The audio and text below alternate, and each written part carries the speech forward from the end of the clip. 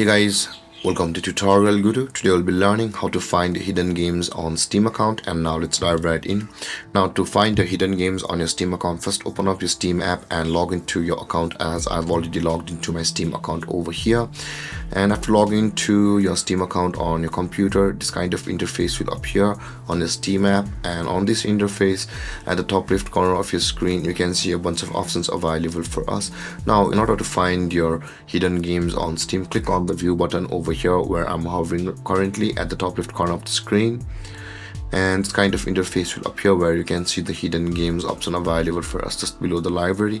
Click on hidden games and all of your hidden games on your Steam account will be revealed to you over here. And there guys, this is how you will be able to find the hidden games on Steam. And if you have any confusions or questions regarding the topic, feel free to comment in the comment section below, and don't forget to like, subscribe and hit that bell icon for more videos. Thank you for watching guys. Peace.